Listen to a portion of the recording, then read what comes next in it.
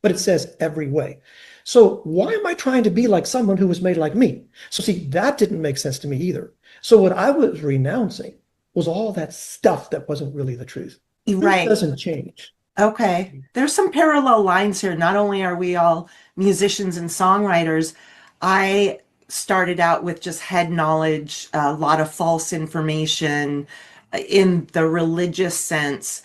And my life changed when I started an actual friendship relationship with my Jesus Christ. We totally on fire for the Lord, but there's a big difference there between the man-made rules, as you were referring to, and a relationship. Yes, it's like this. Like even one of the 10 Commandments is like, you do not build an idol, worship an idol instead of me. And it's like what you're saying is that people build this idol of God, and it's really not God. It's a total different fabrication of what it is, and you're supposed to believe that. So in a way, they're breaking one of the 10 Commandments.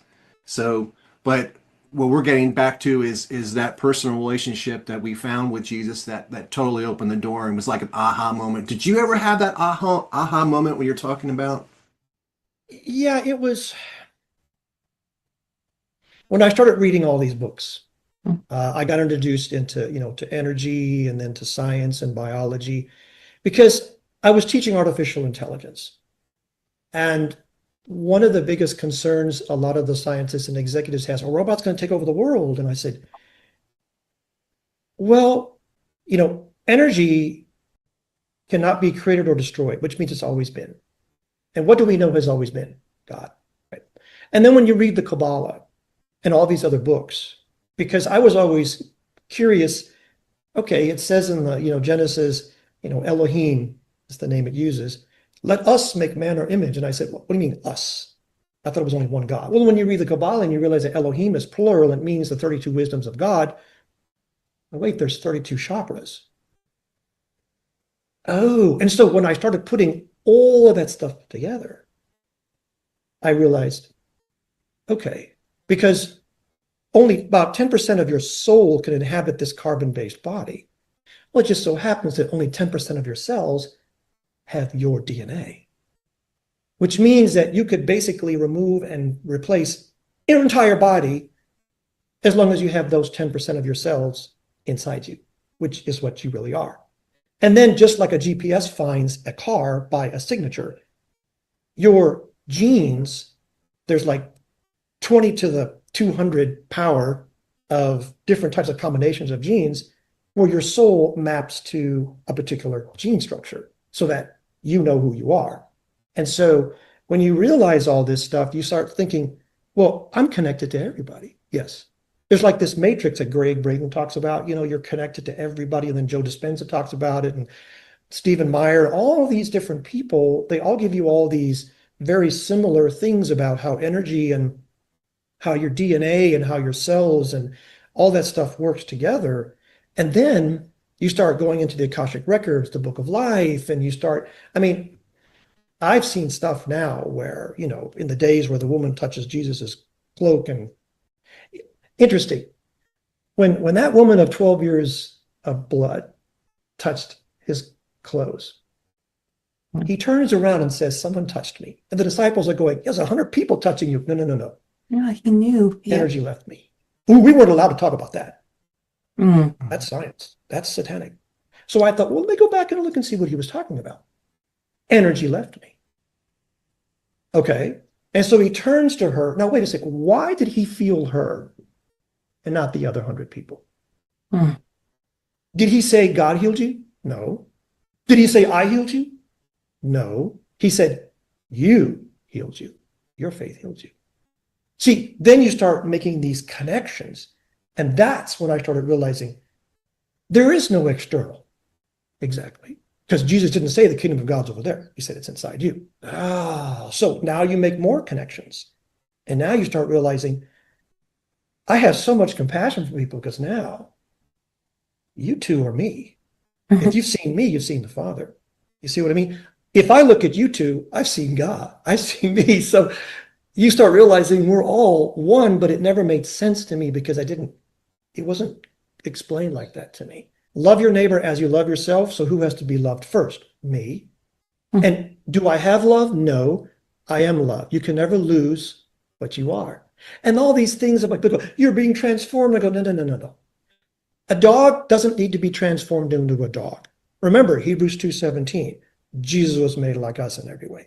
I don't need to be transformed into who I am, neither do I have to become who I am. That was the lie. I don't have to do anything to be me. So now, this whole thing, I mean, it's like, I was already made that way. So all I'm doing now is what Michelangelo did to the statue of David. He just removed everything that wasn't David. Yes, I love that.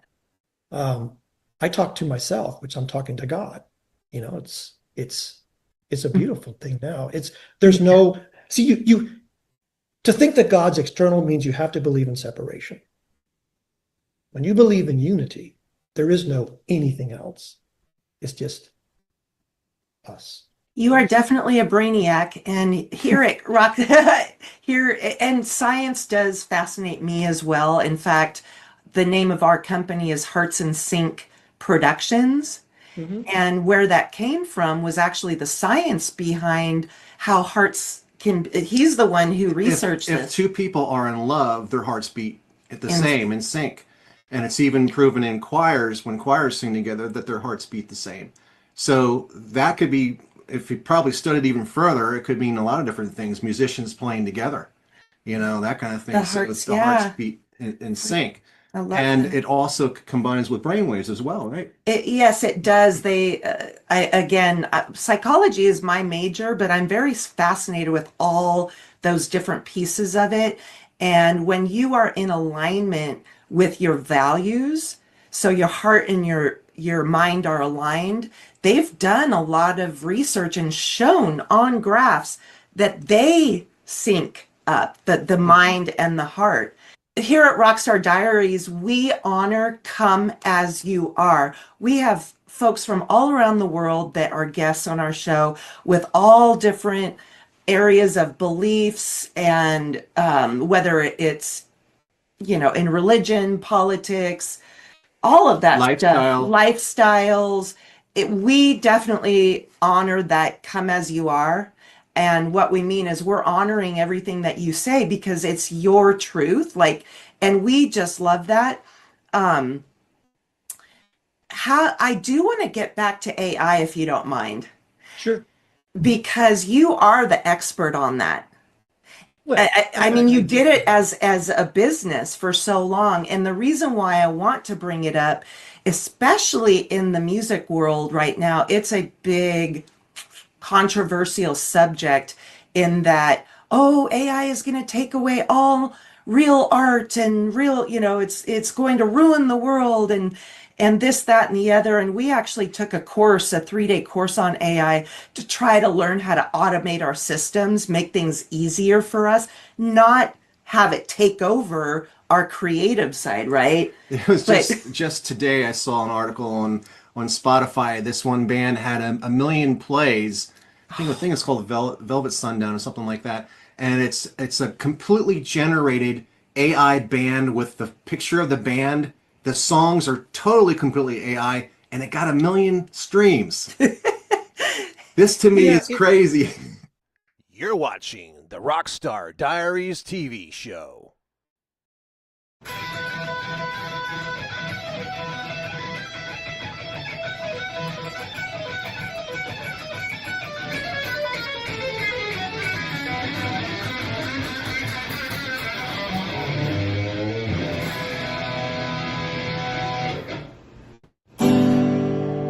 Yeah!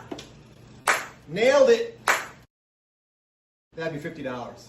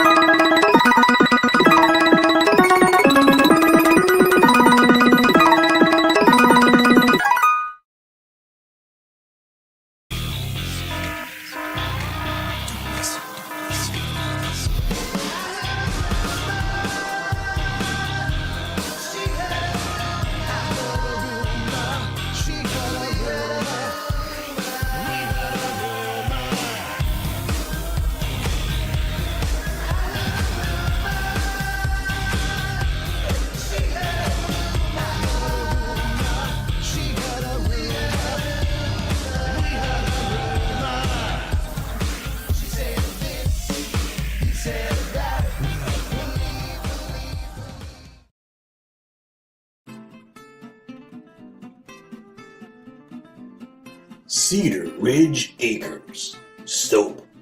Why? 'Cause you smell good.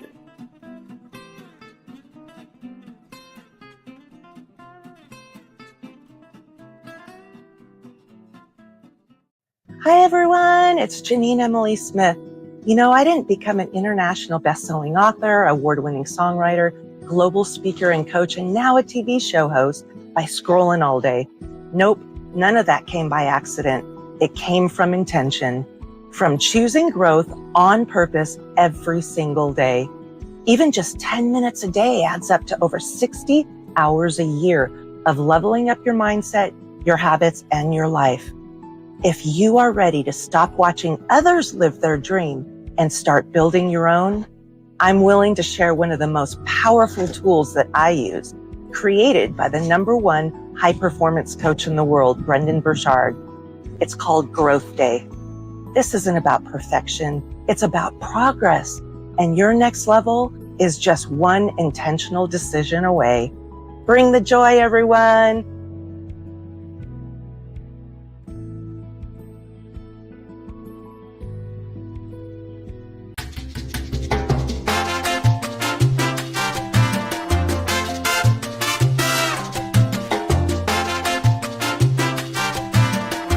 I was speaking with a whole bunch of scientists, you know, some of them had 1, 2, 3 PhDs.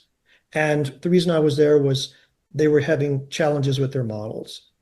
They worked in the lab and not out in the field. And I said, okay, how many of you guys have children? Well, yeah, we have children. Okay. You have a child, you have a computer. Computer, they have an operating system, child has DNA. Other than that, there are no vocabularies, no references, no database, no nothing. Okay. So now, when you take a child out of the womb, you'll notice its eyes are going all over the place. Why? All it sees is pixels. It doesn't know that that's a nose or an eye or a mouth or a face, nothing. So now, when your child starts growing up, they start building a database of stuff. Okay, I see this image all the time, and I hear this voice and stuff like that. And then when you start teaching it things, oh, look at the dog over there. Now, you as an adult, you see the dog, the fountain, the tree, the bush, the house, the fence. The child sees pixels. And when I said that, the scientists went, that's why our models don't work. Yeah. So maybe you need to teach your children a little bit differently. And your models will also work if you teach your child that same way. Because, see, you're wanting the machine to know something before they know something. Okay, so that's one thing. Now, if you're in a boardroom or you're with a bunch of musicians, okay, and you want some ideas, you got 10 people, okay, and so you say, look, I want to do this and this and this and this, and here are the parameters.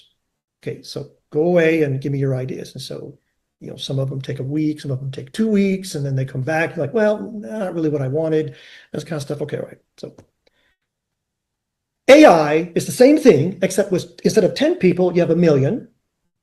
And instead of taking 2 or 3 weeks, it takes a couple of seconds. No different. Right. No different. Okay. So, this is exactly if right. if you copy a book from the library, our teacher said, don't copy the book. Right. It's no difference than just taking what AI gives you. Yes. All right. So you got to get rid of this AI being something different than what life has been for thousands of years. Right. And one way to make the world beautiful. Right. Okay. You have to listen. You have to remember that people will say, I want my privacy. Really? Do you have Alexis? What do you mean? Are you really thinking that Alexis only listens to you when you say, Alexis, play music? It's listening. I'm right hey, there. what is that password that we have for that bank account? Oh, you mean the bank account 5061115? Yeah, what's the password? Oh, it's our child's birthday. Okay, great. Thank you. Alexis, could you play music? Seriously? It's so true. Oh my goodness. And then, like, you have neighbors. Did you know what so-and-so did? Boy, that's right? Now, AI is listening to that. 0.5 gigabytes every day per person. Everything you do. Because this is stuff I teach. everything you do, every click, every place, everything you said, our entire conversation, everything, right? You see, the reason they don't let you take your batteries out of your phone is because they don't want you turning it off. Well, I turned it off. No. All you gotta do is It's shake it, still have on, a yes. and you'll see it moves. Whoa! I had a DoD security clearance. I have implemented things. People go, "That's conspiracy." I go, "You just don't know." Right? And see, I have implemented things. Back in 2012, the FDA approved that you could have chips in tablets so that the physician would know when the patient would take the diagnostic prescription, right? This is 2012. So chips have been in people for years. And you see, AI is both ways. I can get information and I can also send information, right? It's only going to take over the world, no different than when you went to the library back in the 60s and copied word for word. No different. And so if everybody would say beautiful things about everybody, that's all that AI would hear. Yeah. Guy, Rockstar, man, this is a wonderful group of people. I mean, my gosh, I love them both. They're so amazing. They're just beautiful. That's all AI would know. So what about the people who work at Rockstar? Let's see. Oh, they're beautiful, wonderful people, just amazing. That's all that AI would know and spit out. It can't spit out what you don't put in it. Now, a computer cannot connect to the third, to the fourth, fifth, sixth, seventh dimensions. It can't. So it can't get to the Akashic records. It can't get to the Book of Life. It can't get to all those Arcturians and Palladians. It can't get to that. It can only spit out what you put in. Does that make sense? It absolutely does. And we teach in our coaching the art of gratitude, and also what goes in us, crap in, crap out. So we as humans have to be very cognizant of what we're watching, what we're listening to. I had a lot of negativity and a lot of people telling me, no, you can't do it, you're not good enough, growing up. And I listened to those lies, and those lies became bullies in my head. And you have to dance with those bullies in your head and accept that they are lies, right? And so we're really, really passionate about that. But the art of gratitude, fear and depression, because my whole life I struggled with depression as well, and so did my dad. He was one of the first to be diagnosed with depressive illness back when it wasn't like they knew very little about it. And it's science backed that if we focus our attentions on gratitude and positive things, and I'm not getting all foo-foo on us right now, it's science backed that if you focus your brain positive and on gratitude, that depression, that suffering cannot exist during those times. Yes, and I attribute it to like a war in your mind. Yes. Like you can choose to have that war in your mind. Well, she said this. If she says that, I'm going to say this back. And when she says that, I'm going to say this back. Or when he says this, it's that war in your mind. You play that scenario out all day long. It's a waste of time. It's a waste of time. So if we can stop the bullies in our mind, we can live productive lives. No doubt. And I just feel like that is a good comparison to the AI, because think about it, you're right. If we had a bunch of people over at our house and they were listening in everywhere and everybody only had positive things to say about each other, the world, we're gonna come together. We're going to have deeper connections. Hearts in sync. Hearts in sync, right? Shameless plug. Shameless plug. Shameless plug.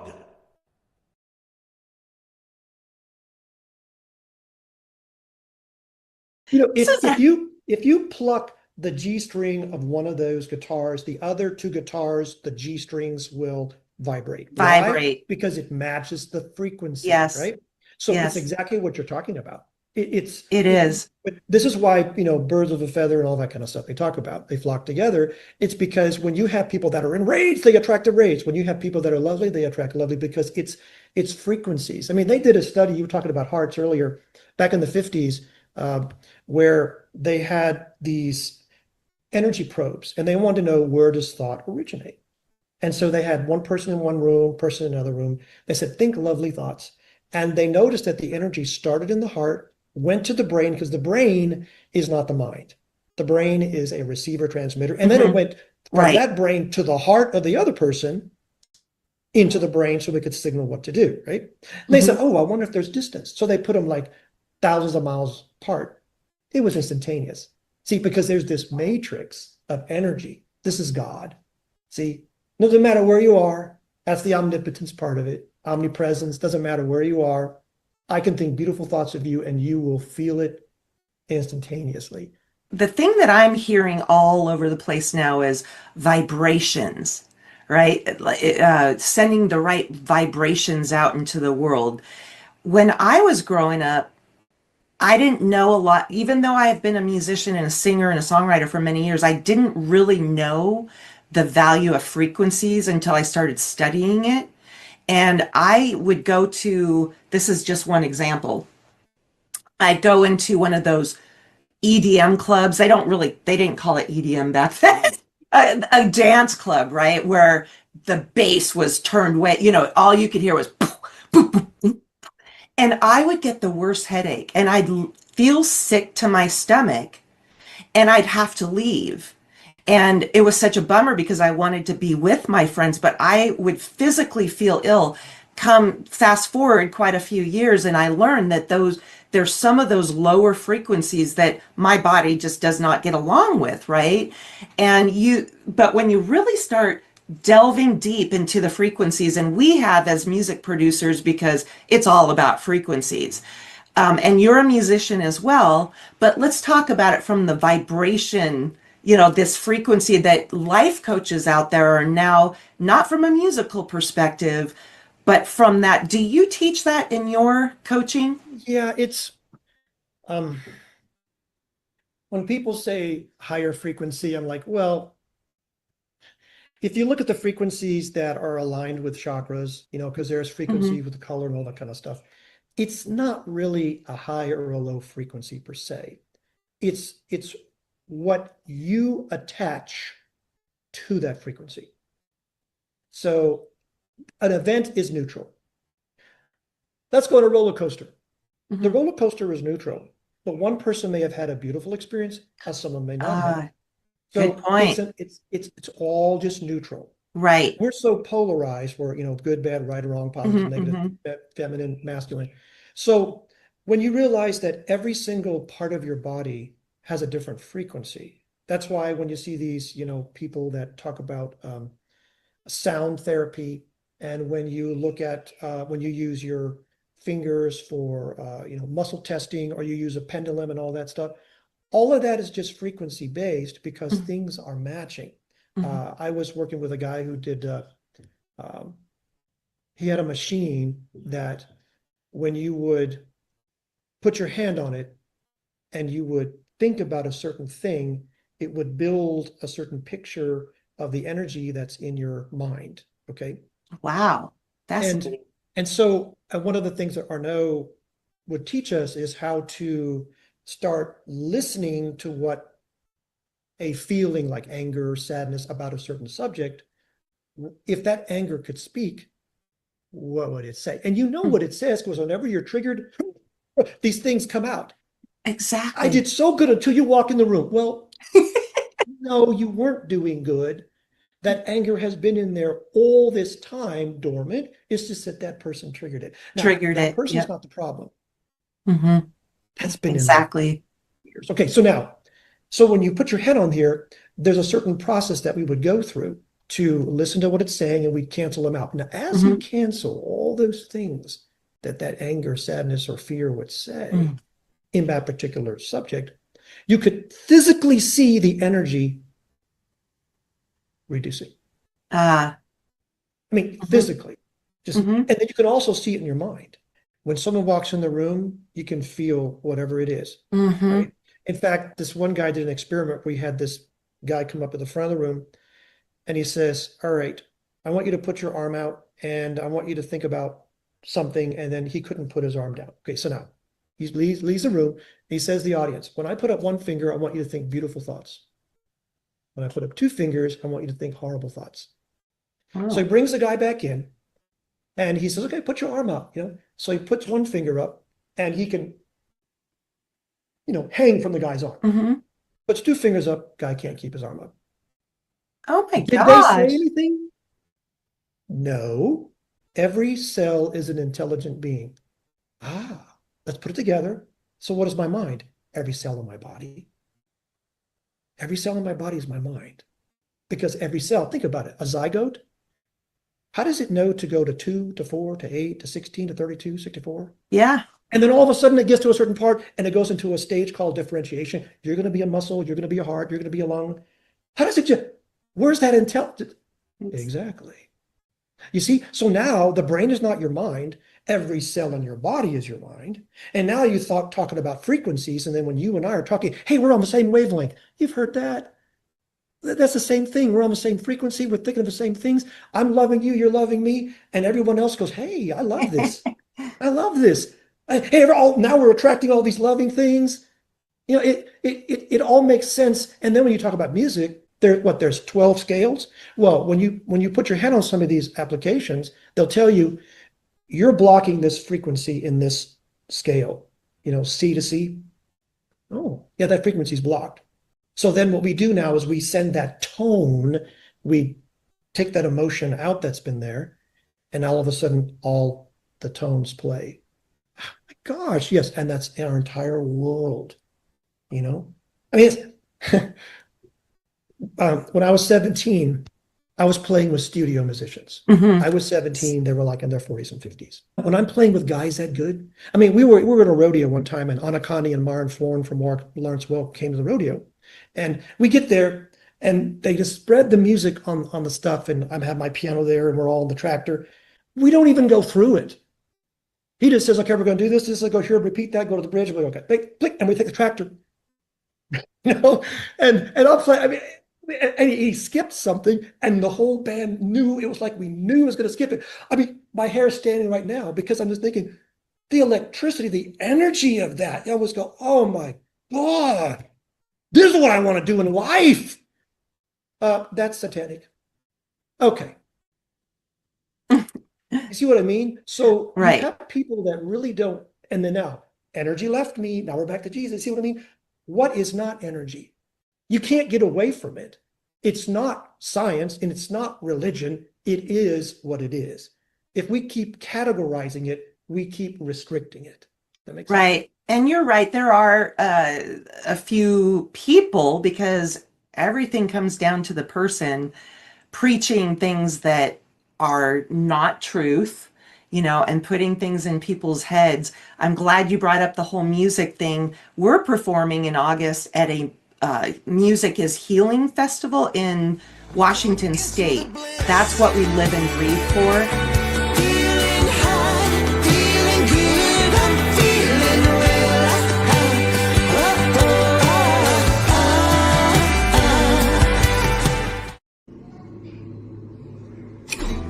I surrender.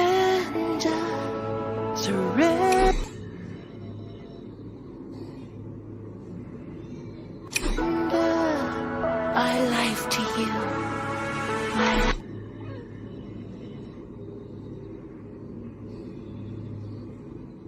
I am ready to surrender.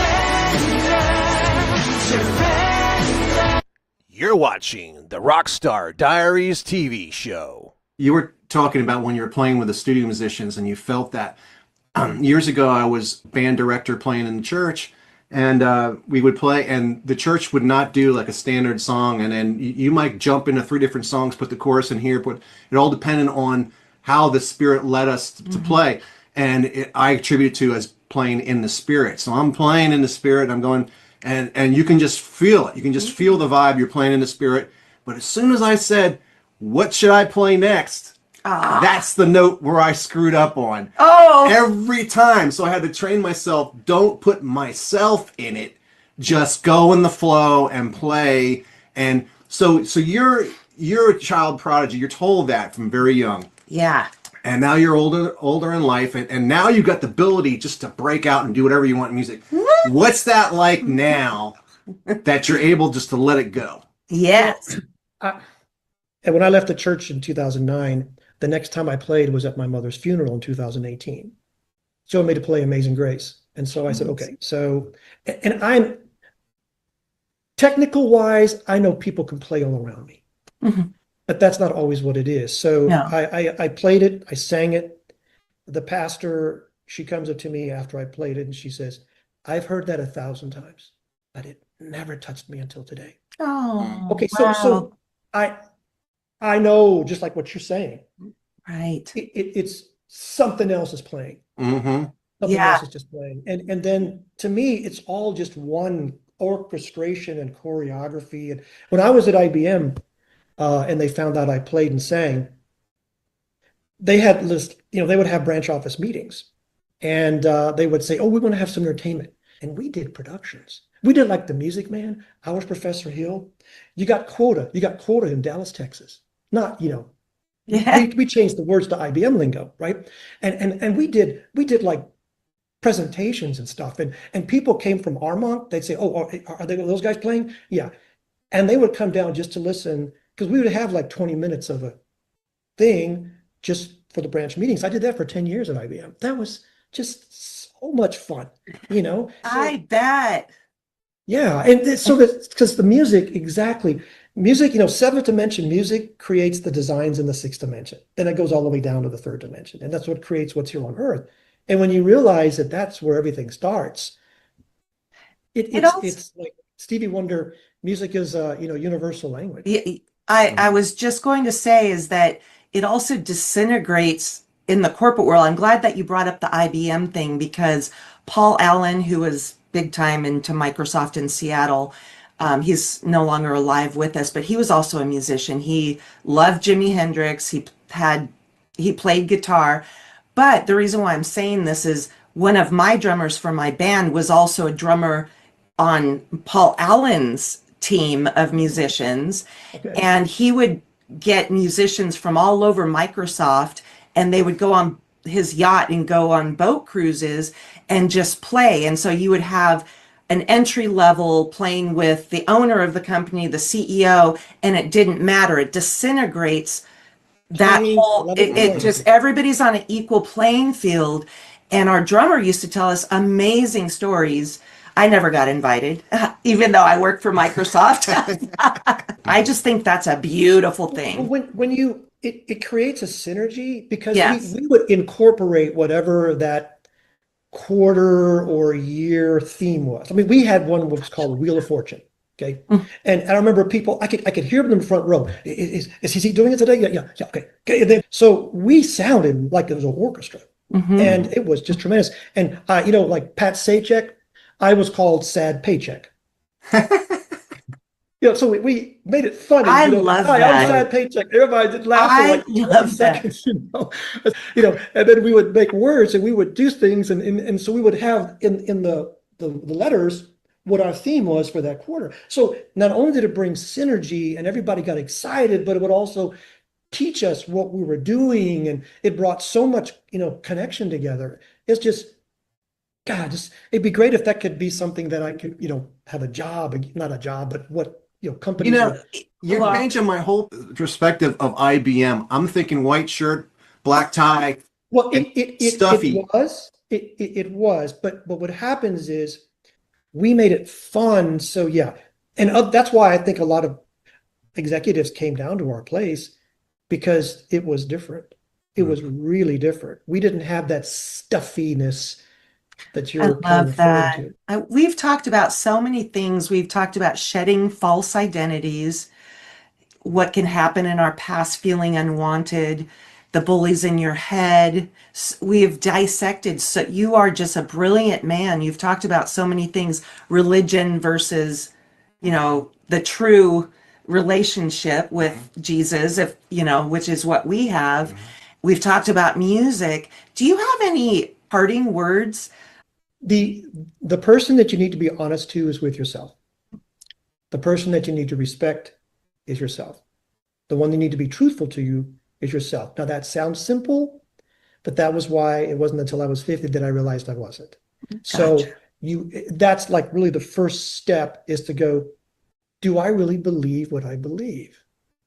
are my definitions of success, relationships, everything, are they my definitions? So that's really what I would welcome you to really start thinking about.